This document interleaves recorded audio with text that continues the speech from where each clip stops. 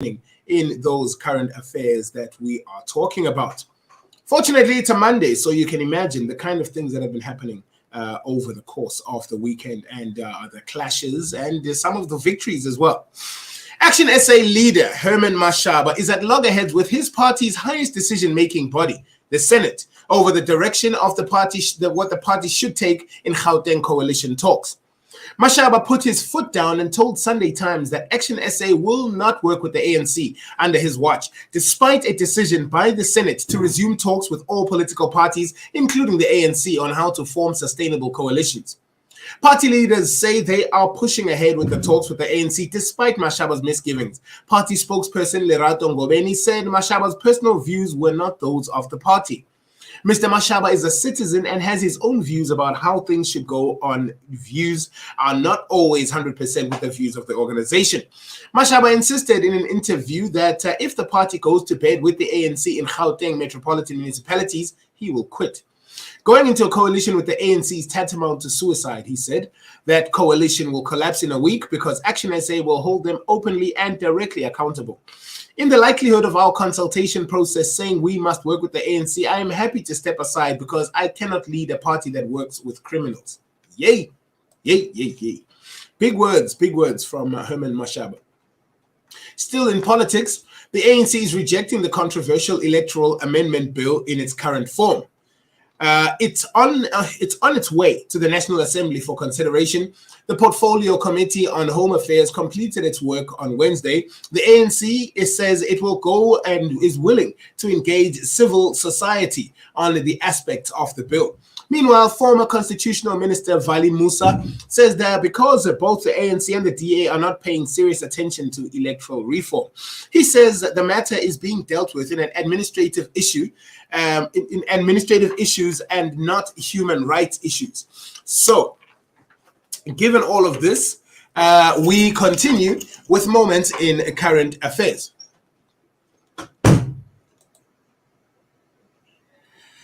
An internal memo to Dis-Chem senior management, which has since gone viral, has sparked a strong backlash from South Africans, including outspoken singer and activist Steve Hofmeyer.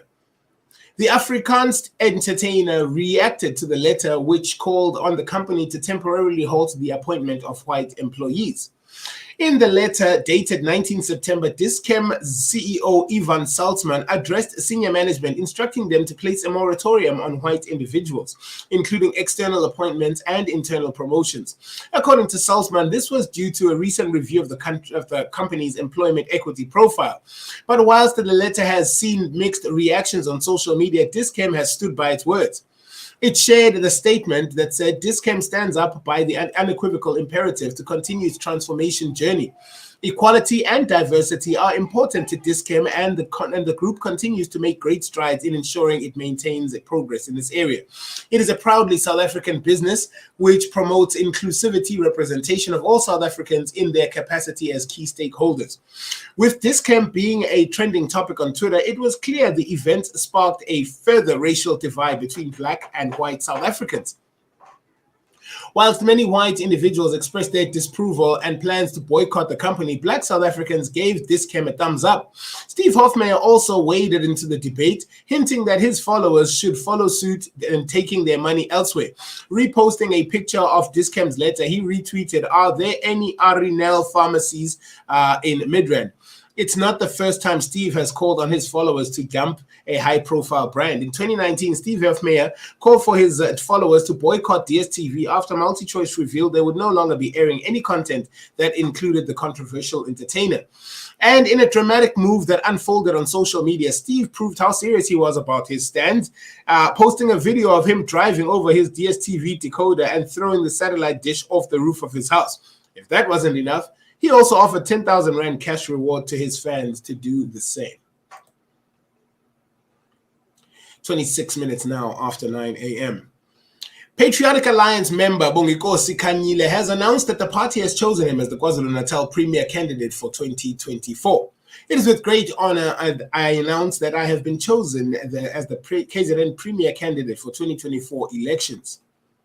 I thank my party of choice, Patriotic Alliance for South Africa, for entrusting me with this huge responsibility. I thank the Deputy, Kenny Kunene. I thank President Gayton McKenzie. I thank the entire leadership collective and the ANEC of my party. And I thank the general membership of my party, the love and unwavering support they consistently give, particularly with this new responsibility bestowed upon me.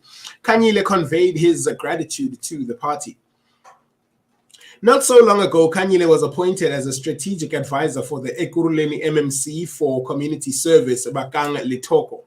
Kanyile joined the Patriotic Alliance after he had fallen on hard times and was on the verge of quitting politics due to internal politics and court battles. He says, I remember calling my friend Meli Kebashe to my room and telling him that I've taken a decision to quit politics and any activities related to it. I told him I will focus on getting a job and my legal duties with an aim of becoming a lawyer or advocate as time progresses. My friend was a bit shocked and disappointed, but he nevertheless supported me. Time went by, and now, December 29th, 2021, on my birthday, when I posted on Twitter, I was looking for a job, and I got a call from Deputy President Kenny Kunene. Over the phone, he arranged that we meet. Indeed, that is when he took me back into politics, and that was how the story went. Good for him, and all the best as well.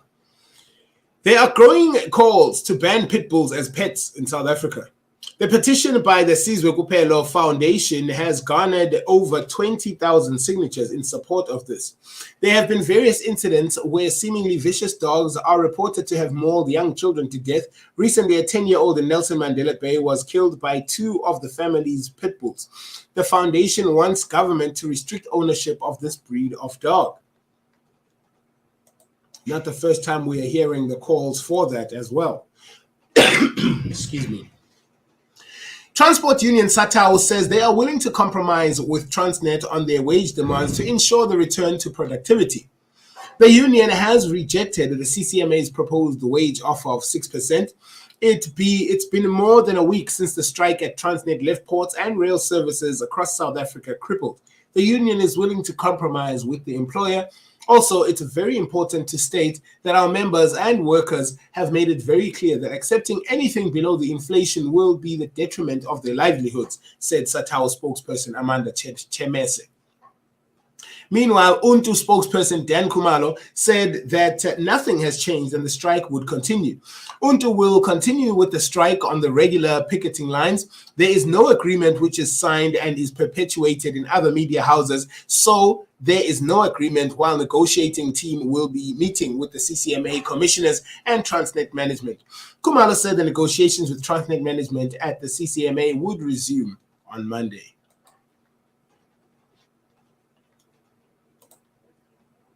It is exactly 30 minutes now after 9 a.m. The drug interceptions in India have led investigators uncovering new smuggling methods between the two countries. The discovery of cocaine and methamphetamine in consignments of apples, pears, and oranges exported from South Africa to India marks one of the biggest busts of cocaine in India. It has also led investigators uncovering new smuggling methods between the two countries. A fruit importer in India has been arrested as part of the investigations being carried out there.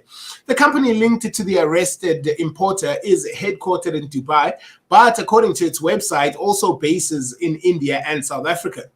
Based on media reports in India, it appears that a second suspect with links to the fruit import-export industry, who is from India and sometimes based in Gauteng, has also been identified.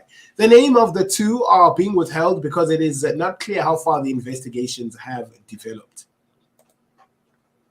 Next time you bite into an apple, it might not be one. President Cyril Ramaphosa has concluded his phenomenally successful 2-day state visit to Saudi Arabia. Speaking to the media in Jeddah on Sunday, Ramaphosa said, "We are happy we go home not empty-handed. The future looks bright for South Africa and its partnership with Saudi Arabia in all areas." On Saturday, Ramaphosa delivered closing remarks at the SA Saudi Arabia Investment Forum, and in the evening, he met with the Crown Prince, Prime Minister Mohammed bin Salman bin Abdulaziz Al Saud at the Royal Court of Saudi Arabia. On Sunday, the president participated in an intimate roundtable session between SA and Saudi Arabia. business communities. Ramaphosa brought a delegation of 100 business leaders, Minister Naledi Pandor, Gwede Mantashe, Thandi Modise, Togo Didiza, Fikile Mbalula, Abraham Patel, Gwede Mantashe, and his advisors. This visit has been focused on economy as well as advancing our diplomatic and political relations with Saudi Arabia. He said that 17 memoranda of understanding were signed, testified to the great success achieved, having started in 2018 with a commitment by Saudi Arabia to invest 10 billion rand. That in many ways was planting the seed for, and so far $1 billion has been invested in South Africa, according to the report. This is KNR. Real calling to you. The Presidential Climate Commission has been hosting consultations with communities in Mpumalanga about the country's transition to low-carbon energy, but no one from Eskom and Sasol on the national and local government has pitched up at meetings, leaving residents very skeptical. Interesting stuff. From the states of Africa, we've got you covered.